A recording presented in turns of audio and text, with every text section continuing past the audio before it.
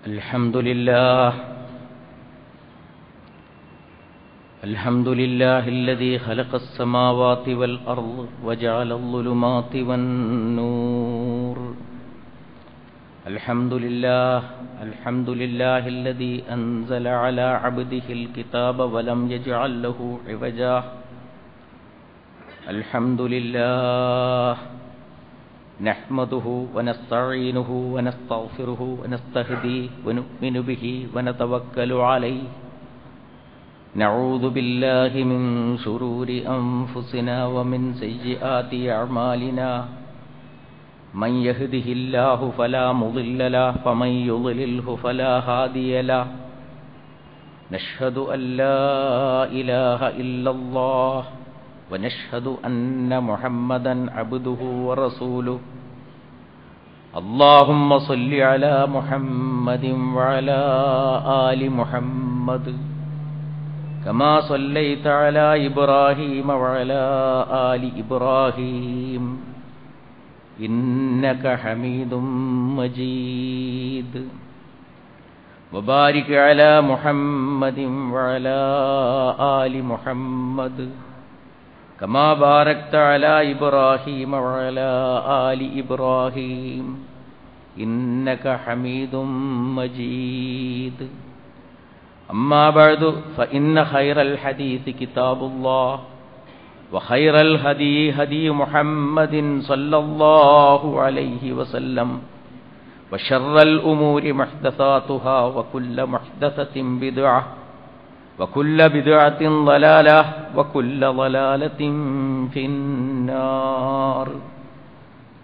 أيها الناس أوصيكم وإياي بتقوى الله.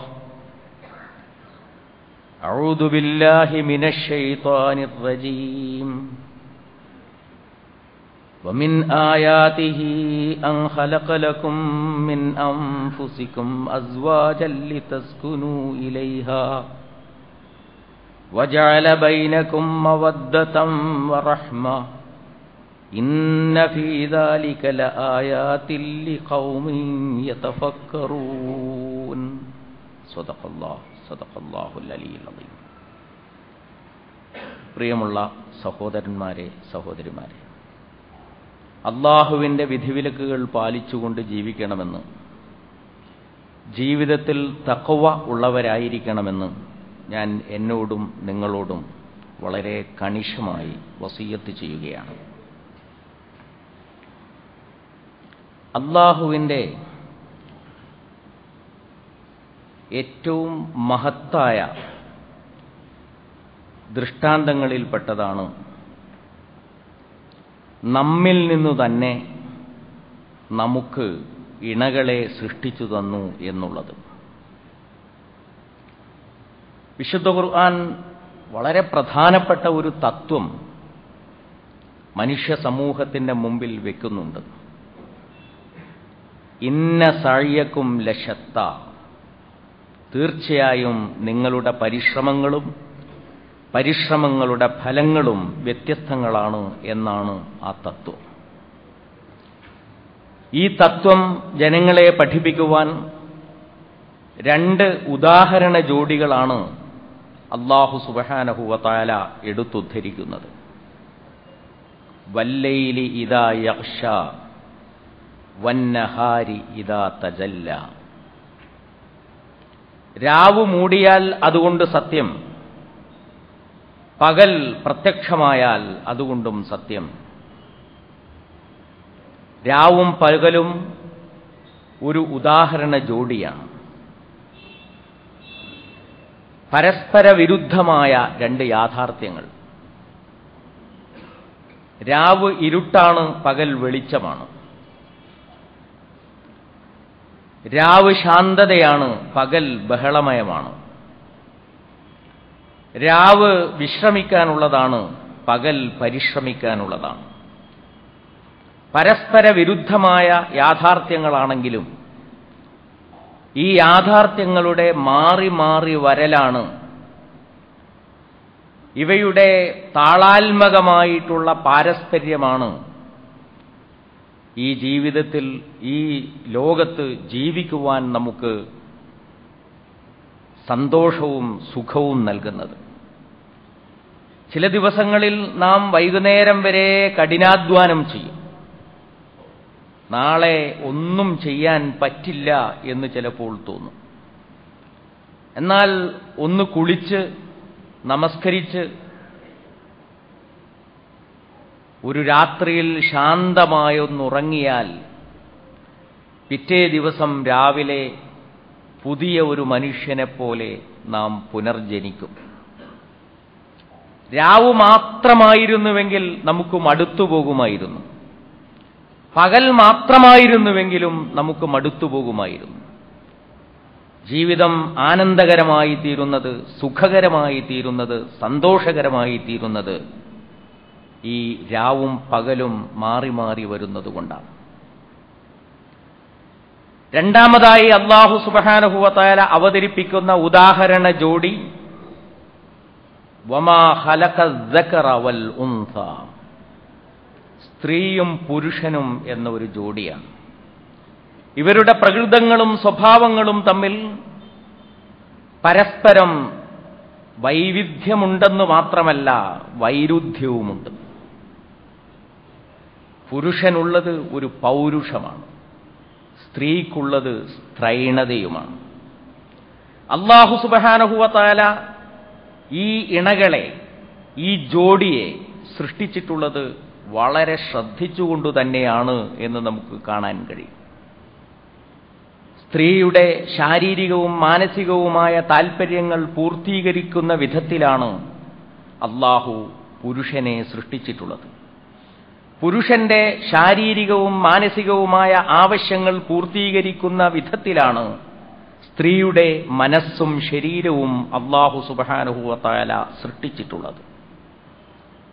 പരസ്പരം വൈവിധ്യം പുലർത്തുന്ന പ്രകൃതങ്ങളാണ് അവർ രണ്ടുപേർക്കുമുള്ളതെങ്കിലും ആ രണ്ട് വൈവിധ്യങ്ങളുടെ, രണ്ട് വ്യക്തിത്വങ്ങളുടെ പാരസ്പര്യമാണ് മനുഷ്യൻ അനുഭവിക്കുന്ന ഏറ്റവും വലിയ സുഖം.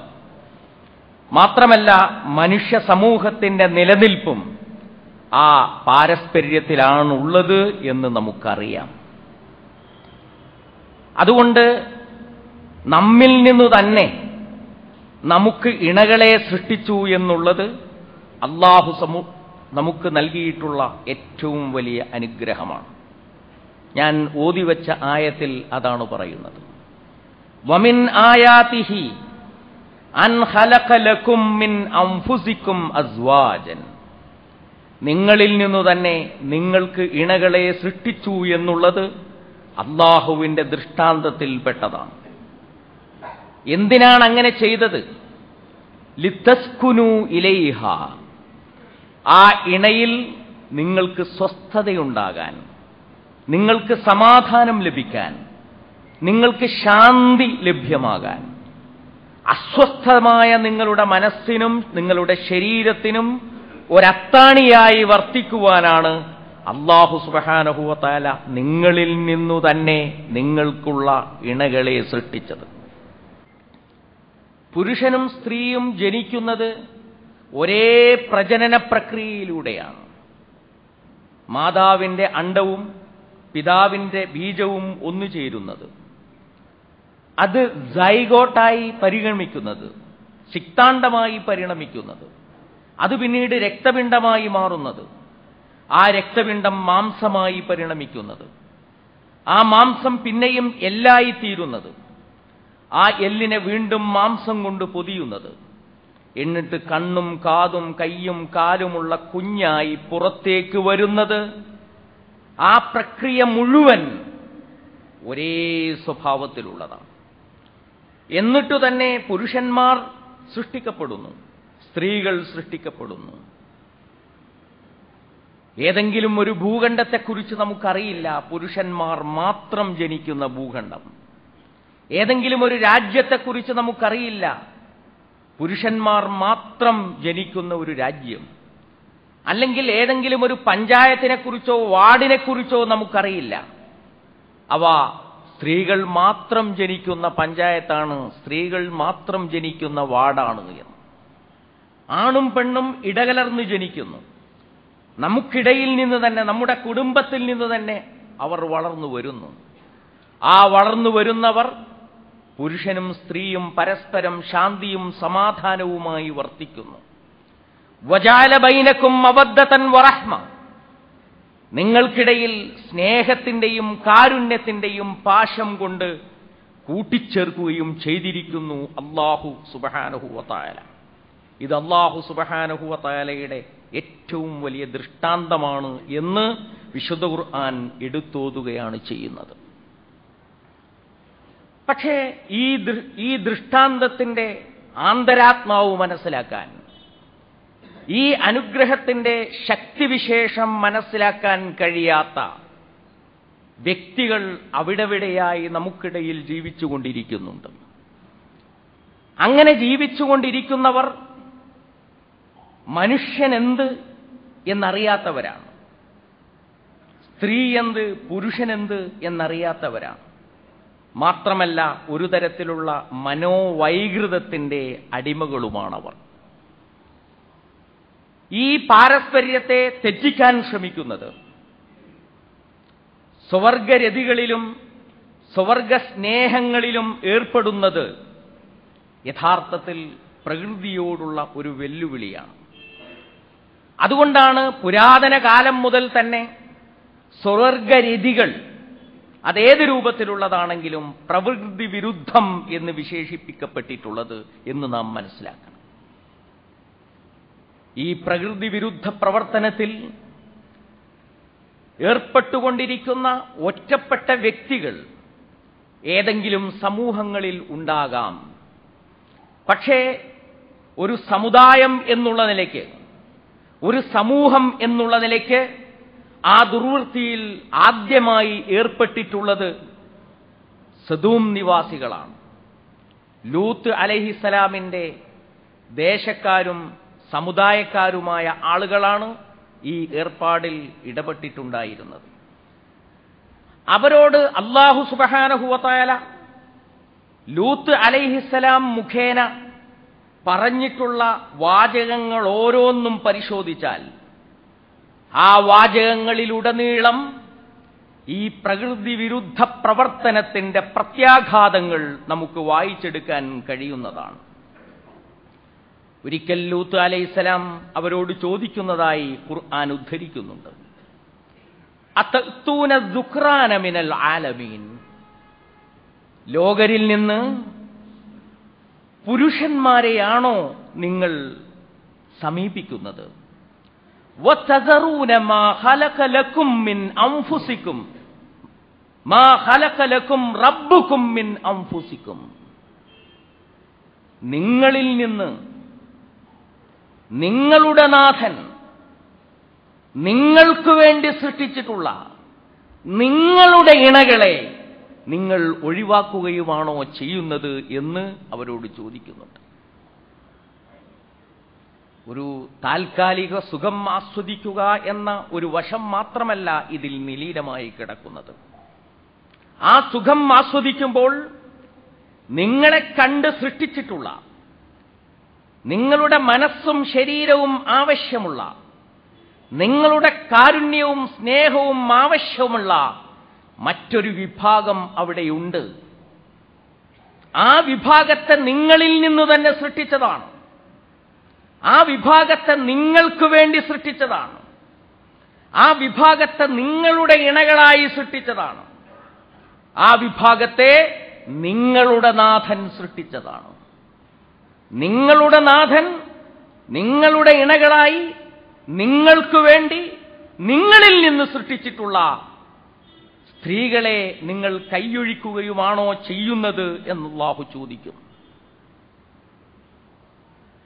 ഇത് കേവലമായ ഒരു ലൈംഗിക വൈകൃതത്തിന്റെ പ്രശ്നമല്ല. ബൽ അന്തും ഖൗമുൻ ആദൂൻ, ഇത് ഒരു അക്രമ പ്രവർത്തനമാണ്. ഇതൊരു ക്രമവിരുദ്ധ പ്രവർത്തനമാണ്. ഇതൊരക്രമ പ്രവർത്തനമാണ് എന്ന് അല്ലാഹു സുബ്ഹാനഹു വ തആല വളരെ ശക്തമായി ലൂത്ത് അലൈഹിസ്സലാം മുഖേന ആ നിവാസികളെ പഠിപ്പിക്കുകയാണ് ചെയ്യുന്നത്. അതുകൊണ്ട് ഒരു വ്യക്തിയുടെ ഭാഗത്ത് വരുന്ന ഒരു വൈകൃതം എന്നതിനെ പറയാൻ പറ്റില്ല. അത് മറ്റൊരു സമൂഹത്തിന്റെ മേലുള്ള അതിക്രമമാണ്, അവരോടുള്ള അനീതിയാണ്, അവരുടെ സ്വാതന്ത്ര്യത്തിന് മേലുള്ള കയ്യേറ്റമാണ്, അവരുടെ അവകാശത്തിന്റെ നിഷേധമാണ് എന്ന് അല്ലാഹു സുബ്ഹാനഹു വ തആല ഈ വാചകത്തിൽ ഉണർത്തുന്നു.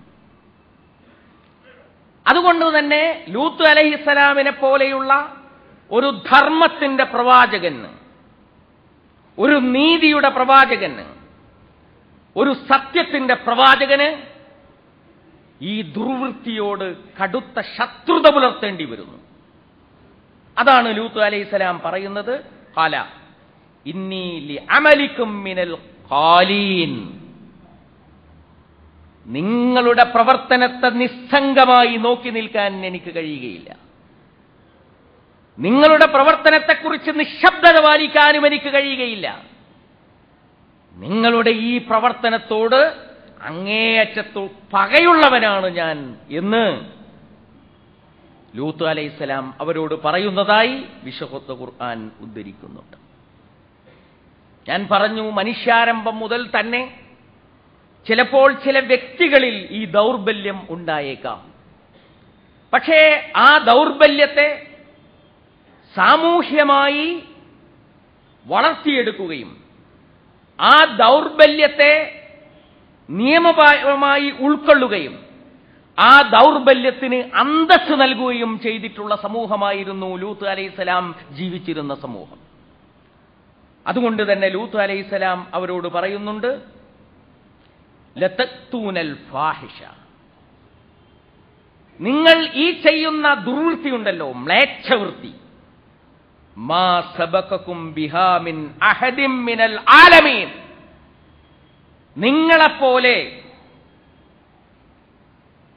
ലോകരിൽ ഒരു കൂട്ടരും ചെയ്തിട്ടില്ലാത്തതാണ് ഈ ദുർവൃത്തി എന്ന് നിങ്ങൾ മനസ്സിലാക്കുക. ലോകത്താരും ചെയ്തിട്ടില്ലാത്ത ഒരു ദുർവൃത്തിയാണിത് എന്ന് നിങ്ങൾ മനസ്സിലാക്കുക. ഇത് നിങ്ങൾ അറിയാതെ ചെയ്യുന്നതല്ല, നിങ്ങൾ ബോധപൂർവം ചെയ്യുന്നതാണ്. ജനങ്ങളുടെ കണ്ണിന് മുന്നിൽ വെച്ചുകൊണ്ട് നിങ്ങൾ ചെയ്യുന്ന പണിയാണിത്. ഇത്രയും നിങ്ങൾ വൃത്തികെട്ട് പോകാൻ പാടില്ലാത്തതായിരുന്നു. അതക്തൂനൽ ഫാഹിഷ വഅൻതും തുബ്സിറൂൻ, നിങ്ങൾ കണ്ടുകൊണ്ടിരിക്കുകയാണല്ലോ ഈ വൃത്തികെട്ട പണിയിൽ നിങ്ങൾ ഏർപ്പെടുന്നത് എന്ന് അല്ലാഹു സുബ്ഹാനഹു വ തആല അവരോട് ചോദിക്കുകയാണ്. ഇന്നക്കും ലതക്തൂനർ റിജാല ശഹ്വ, പുരുഷന്മാരെ ലൈംഗിക ആസ്വാദനത്തിന് വേണ്ടി, വികാര പൂർത്തീകരണത്തിന് വേണ്ടി നിങ്ങൾ സമീപിക്കുന്നു. മിൻ ദൂനിൻ നിസാ, സ്ത്രീകളെ മാറ്റി നിർത്തിക്കൊണ്ട്. ഇത് നിങ്ങളുടെ ഒരു ലൈംഗിക വൈകൃതം മാത്രമല്ല, ബൽ അൻതും ഖൗമും മുസ്രിഫൂൻ, ഇതൊരു അതിക്രമമാണ്. നിങ്ങൾക്ക് ചെയ്യാൻ കഴിയുന്ന തിന്മയല്ല ഇത്, ചെയ്യാൻ കഴിയുന്നതിനപ്പുറമുള്ള തിന്മയാണ് എന്ന് നിങ്ങൾ മനസ്സിലാക്കണം എന്ന് അല്ലാഹു സുബ്ഹാനഹു വ തആല അവരോട് പറയുകയാണ് ചെയ്യുന്നത്. അപ്പോൾ ഇതിൽ നിന്ന് നമ്മൾ മനസ്സിലാക്കേണ്ടത്, ഒരു തരത്തിൽ അംഗീകരിക്കുവാൻ കഴിയാത്ത കൾച്ചേർഡായിട്ടുള്ള ഒരു മനുഷ്യന്, സിവിലൈസ്ഡ് സംസ്കാര സമ്പന്നനായിട്ടുള്ള ഒരു മനുഷ്യന്, നഗരവൽകൃതനായ ഒരു മനുഷ്യന് ഒരിക്കലും അംഗീകരിക്കാൻ കഴിയാത്ത ഒരു യാഥാർത്ഥ്യമാണ്, അല്ലെങ്കിൽ ഒരു സംഗതിയാണ് ഈ സ്വർഗരതി എന്ന് നമ്മൾ മനസ്സിലാക്കും.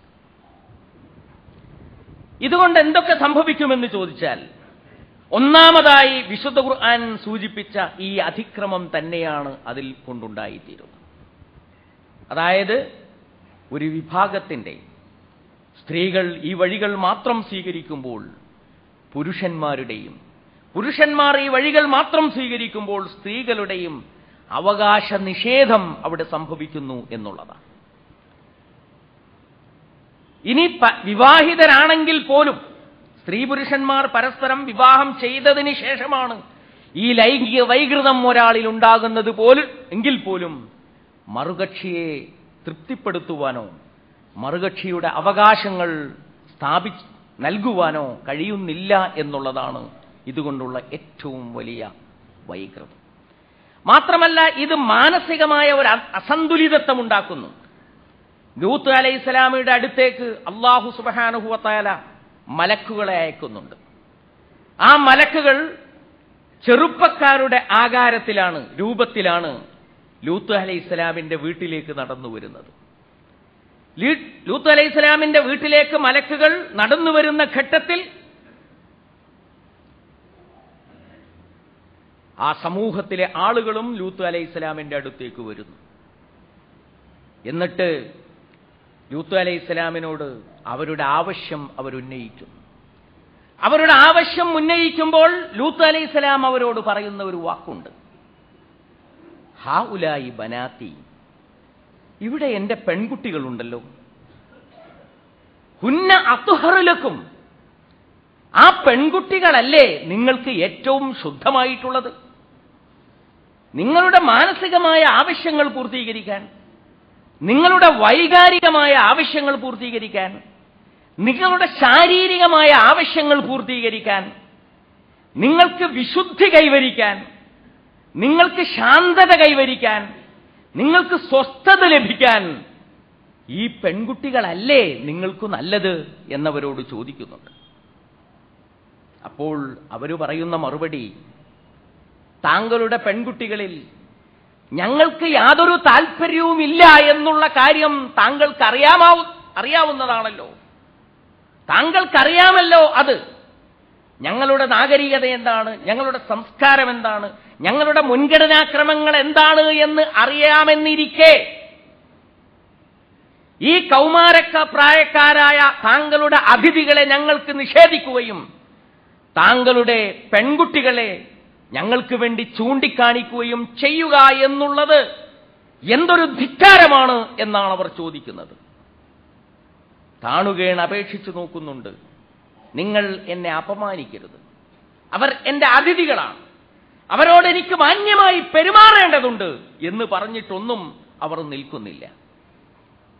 അപ്പോൾ അവരോട് ലൂത്ത് അലൈഹിസ്സലാം ചോദിക്കുന്ന ഒരു ചോദ്യമുണ്ട്, ഒരു റജുലുൻ റഷീദ്, വിവേകശാലിയായ ഒരു മനുഷ്യനെങ്കിലും നിങ്ങളിലില്ലേ എന്നുള്ളതാണ് ആ ചോദ്യം. എന്ന് പറഞ്ഞാൽ വിവേകം പോലും നഷ്ടപ്പെടാൻ, ഒരുപാട് തിന്മകളിലേക്ക് മനുഷ്യ സമൂഹത്തെ തിരിച്ചുകൊണ്ടുപോകാൻ, വഴിതിരിച്ചു വിടുവാൻ ഇത് സാധ്യമാകും എന്നതിലേക്കുള്ള സൂചനയാണ് ലൂത്ത് അലൈഹിസ്സലാം ആ സമയത്ത് ആ സമൂഹത്തിന് നൽകുന്നത് എന്നുകൂടി നമ്മൾ മനസ്സിലാക്കും. അപ്പോൾ മാനസികമായ വൈകൃതങ്ങൾ, വിവേകശൂന്യത, അതിക്രമം, അക്രമം എന്ന നിലയിലൊക്കെ അല്ലാഹു സുബ്ഹാനഹു വ തആല ഇതിനെ വിശേഷിപ്പിച്ചിട്ടുണ്ട്. വിശുദ്ധ ഖുർആൻ മാത്രമല്ല ഇത്തരമൊരു നിലപാട് സ്വീകരിച്ചത്. എല്ലാ വേദഗ്രന്ഥങ്ങളും ഇതേ നിലപാട് തന്നെയാണ് ഈ സംഗതികളോട് സ്വീകരിച്ചിട്ടുള്ളത്. വേദഗ്രന്ഥങ്ങൾ മാത്രമല്ല, വേദഗ്രന്ഥങ്ങളെ മാറ്റി നിർത്തിക്കൊണ്ടുണ്ടാക്കപ്പെട്ടിട്ടുള്ള നിയമസംഹിതകളും രാഷ്ട്രമീമാംസകളുമെല്ലാം ഈ സ്വർഗരതി പോലുള്ള പ്രകൃതി വിരുദ്ധ പ്രവർത്തനങ്ങളോട് വിശുദ്ധ ഖുർആൻ സ്വീകരിച്ചിട്ടുള്ള നിലപാട് തന്നെയാണ് സ്വീകരിച്ചത്. നാം പുലർത്തിപ്പോരുന്ന, ഇന്ത്യയിൽ പുലർത്തിപ്പോരുന്ന സംസ്കാരവും ഇന്ത്യയിൽ നാം കൊണ്ടാടുന്ന നിയമവും ഇതേ നിലപാട് തന്നെയാണ് ഈ സംഭവത്തോട് സ്വീകരിച്ചിട്ടുള്ളത് എന്ന് നമുക്ക് ഇന്ത്യയിൽ ഭരണഘടനയും അതുപോലെ തന്നെ നമ്മുടെ നിയമവ്യവസ്ഥകളും പരിശോധിക്കുമ്പോൾ, കീഴ്വഴക്കങ്ങളും പരിശോധിക്കുമ്പോൾ മനസ്സിലാക്കാൻ കഴിയും. ഇവിടെ നമ്മുടെ ശ്രദ്ധയിലുണ്ടാകേണ്ടുന്ന ഏറ്റവും പ്രധാനപ്പെട്ട ഒരു കാര്യമുണ്ട്. നിയമങ്ങൾ എന്ന് പറഞ്ഞാൽ എന്താണ്? ഒരു വ്യക്തിയുടെ താൽപ്പര്യവും ആ വ്യക്തി ജീവിക്കുന്ന സമൂഹത്തിന്റെ താൽപ്പര്യവും തമ്മിൽ ഏറ്റുമുട്ടലുകൾ ഉണ്ടാകും. ആ ഏറ്റുമുട്ടലുകൾ നടക്കുന്ന ഘട്ടത്തിൽ അവയ്ക്കിടയിൽ ചില ചട്ടങ്ങൾ ആവശ്യമാണ്. വ്യക്തിയുടെ താൽപര്യത്തിന് എത്രത്തോളം മുൻഗണന കൊടുക്കാം, സമൂഹത്തിന്റെ സുരക്ഷിതത്വവും താൽപര്യവും എത്രത്തോളം പരിഗണിക്കേണ്ടതുണ്ട്, പരസ്പരം ഏറ്റുമുട്ടുന്ന സന്ദർഭത്തിൽ എങ്ങനെ ആ വിഷയത്തിൽ ഒരു വിധി കൽപ്പിക്കാം എന്നുള്ള ഒരാശയത്തെയാണ് നാം നിയമം എന്ന് പറയുന്നത്. അല്ലെങ്കിൽ ചിലപ്പോൾ മനുഷ്യന്റെ ഒരു തരത്തിലുള്ള ആവശ്യമുണ്ടാവും. മനുഷ്യന്റെ സ്വാതന്ത്ര്യം എന്നത് ഒരു തരത്തിലുള്ള ഒരാവശ്യമാണ്. മനുഷ്യൻ എന്ന വ്യക്തിയുടെയും മനുഷ്യ സമൂഹത്തിന്റെയും നിലനിൽപ്പ് എന്നുള്ളത്, അവരുടെ ശാന്തിയും സമാധാനവും എന്നുള്ളത്, അവരുടെ സ്വസ്ഥത എന്നുള്ളത് രണ്ടാമത്തെ ഒരു പോയിന്റാണ്. ഈ സ്വാതന്ത്ര്യവും മനുഷ്യന്റെ സ്വസ്ഥതയും തമ്മിൽ ഏറ്റുമുട്ടുന്ന ഘട്ടത്തിൽ ഏതിന് എത്രത്തോളം എപ്പോഴെപ്പോൾ പ്രാധാന്യം നൽകണം എന്നതിനെ സംബന്ധിച്ച് ഒരു ചട്ടക്കൂട് ആവശ്യമുണ്ട്. ഈ ചട്ടക്കൂടിനാണ് നാം നിയമം എന്ന് പറയുന്നത്. ഈ നിയമം ഏതെങ്കിലും വ്യക്തികൾ തയ്യാറാക്കിയെടുക്കേണ്ടതല്ല. പ്രത്യേകിച്ച് ഇന്ത്യൻ വ്യവസ്ഥിതിയിൽ ന്യായാധിപന്മാരെ ആ കാര്യം ഏൽപ്പിച്ചിട്ടില്ല. ലെജിസ്ലേച്ചർ എന്ന് പറയുന്നതും ജുഡീഷ്യറി എന്ന് പറയുന്നതും വേർപെടുത്തി നിർത്തിയിരിക്കുന്നു. നിയമനിർമ്മാണ സഭയുടെ ഉത്തരവാദിത്തമാണ്. എന്തുകൊണ്ടാണ് നിയമനിർമ്മാണ സഭയുടെ ഉത്തരവാദിത്തമായി വെച്ചിട്ടുള്ളത്? നിയമനിർമ്മാണ സഭ ജനങ്ങളിൽ നിന്ന് ഉണ്ടായിത്തീരുന്ന സഭയാണ്. അതിന് ജനങ്ങളെക്കുറിച്ച് അറിയാൻ ബാധ്യതയുണ്ട്. ആ സഭയിലുള്ള വ്യക്തികൾക്ക് ജനങ്ങളോട് കടപ്പാടുകളുണ്ട്. ജനങ്ങളുടെ മുമ്പിൽ ഉത്തരവാദിത്തം ബോധിപ്പിക്കാൻ, മറുപടി പറയാൻ ബാധ്യസ്ഥരാണ് ജനങ്ങളുടെ പ്രതിനിധികൾ.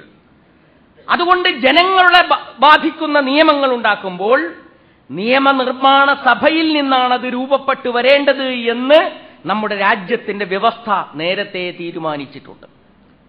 അങ്ങനെ ഉണ്ടാക്കപ്പെടുന്ന നിയമങ്ങൾക്കനുസരിച്ച് വിധിക്കുകയും ആ നിയമങ്ങളെ കാലാകാലങ്ങളിൽ വ്യാഖ്യാനിക്കുകയും ചെയ്യുക എന്ന ഉത്തരവാദിത്തമാണ് ജുഡീഷ്യറിയെ നമ്മുടെ രാജ്യത്തിന്റെ വ്യവസ്ഥ ഏൽപ്പിച്ചിട്ടുള്ളത്. എന്നാൽ നിയമനിർമ്മാണ സഭയ്ക്കും പൂർണ്ണമായ സ്വാതന്ത്ര്യമുണ്ട് എന്ന് വിശ്വസിക്കുന്നവരല്ല നമ്മളാരും. സർവതന്ത്ര സ്വതന്ത്രമായി നിയമനിർമ്മാണങ്ങൾ നടത്തുവാൻ നിയമനിർമ്മാണ സഭകൾക്ക് അവകാശമുണ്ട് എന്ന് വിചാരിക്കുന്നവരല്ല നമ്മൾ. അങ്ങനെ നിയമനിർമ്മാണ സഭകൾക്ക് അവകാശങ്ങൾ വകവെച്ചു കൊടുക്കുമ്പോൾ അതിൽ പലതരത്തിലുള്ള പ്രശ്നങ്ങൾക്കും സാധ്യതയുണ്ട്. അതുകൊണ്ടാണ് നമ്മൾ എപ്പോഴും ആവർത്തിച്ചു പറഞ്ഞുകൊണ്ടിരിക്കുന്നത്, നിയമനിർമ്മാണ സഭകൾക്കും അടിത്തറയായി വർത്തിക്കുന്ന ഒരു മൂല്യവ്യവസ്ഥ വേണം, ഒരു വാല്യൂ സിസ്റ്റം, ഒരു മൂല്യവ്യവസ്ഥ വേണം എന്ന് നമ്മൾ അടിക്കടി പറഞ്ഞുകൊണ്ടിരിക്കുന്നത് അതാണ്. ആ മൂല്യവ്യവസ്ഥ ഏതായിരിക്കണം? ആ മൂല്യവ്യവസ്ഥ അല്ലാഹുവിനാൽ നൽകപ്പെട്ട മൂല്യവ്യവസ്ഥയായിരിക്കണം. അല്ലാഹുവിനാൽ നൽകപ്പെട്ട മൂല്യവ്യവസ്ഥകളാണ് വേദഗ്രന്ഥങ്ങൾ ഉൾക്കൊള്ളുന്ന മൂല്യവ്യവസ്ഥ. ആ വ്യവസ്ഥകളാണ് പ്രവാചകന്മാർ ഇവിടെ പ്രബോധനം ചെയ്തിട്ടുള്ള മൂല്യവ്യവസ്ഥ. അപ്പോൾ പ്രവാചകന്മാരിലൂടെ ഈ ലോകത്ത് വന്നിട്ടുള്ളതും അവർ മാതൃകയായി സമർപ്പിച്ചിട്ടുള്ളതുമായിട്ടുള്ള മൂല്യവ്യവസ്ഥയെ അടിസ്ഥാനപ്പെടുത്തിക്കൊണ്ട് നിയമനിർമ്മാണങ്ങൾ നടത്തുകയും ആ നിയമനിർമ്മാണങ്ങൾക്കനുസരിച്ച് ജുഡീഷ്യറി വിധി കൽപ്പിക്കുകയും ചെയ്യുന്ന ഏറ്റവും സന്തുലിതമായ ഒരു സാഹചര്യം ലോകത്ത് വളർന്നു വരേണ്ടതുണ്ട്. അങ്ങനെ ഒരു സന്തുലിത സാഹചര്യം വളർന്നു വരുന്നില്ലെങ്കിൽ ഇങ്ങനെയുള്ള വളരെ വൃത്തികെട്ട, നാഗരികവൽക്കരിക്കപ്പെട്ട, സംസ്കാര സമ്പന്നനായ ഒരു മനുഷ്യനും ഒരു സമൂഹത്തിനും അംഗീകരിക്കാൻ കഴിയാത്ത നിയമങ്ങൾ വന്നു ചേർന്നു എന്ന് വരും എന്നുള്ള ഒരടിസ്ഥാന യാഥാർത്ഥ്യവും കൂടി ഈ സന്ദർഭത്തിൽ നാം മനസ്സിലാക്കേണ്ടതായിട്ടുണ്ട്. അല്ലാഹു സുബ്ഹാനഹു വ തആല നമ്മുടെ സമൂഹത്തെ എല്ലാ തിന്മകളിൽ നിന്നും രക്ഷിച്ചു തരുമാറാകട്ടെ. സമൂഹത്തിന്റെ തിന്മകൾക്കെതിരെ നിശബ്ദത പാലിക്കുകയും നിസ്സംഗത പാലിക്കുകയും ചെയ്യുന്നതിന് പകരം കഴിഞ്ഞ ഖുതുബയിൽ ഞാൻ സൂചിപ്പിച്ചതുപോലെ തിന്മയ്ക്കെതിരെ ശക്തമായി പടയൊരുക്കം നടത്തുവാനുള്ള ഒരു ശേഷി അല്ലാഹു സുബ്ഹാനഹു വ തആല നമുക്ക് നൽകുമാറാകട്ടെ. അഖൂലു ഖൗലി ഹാദാ അസ്തഗ്ഫിറുല്ലാഹ ലീ വലക്കും. അൽഹംദുലില്ലാഹ്.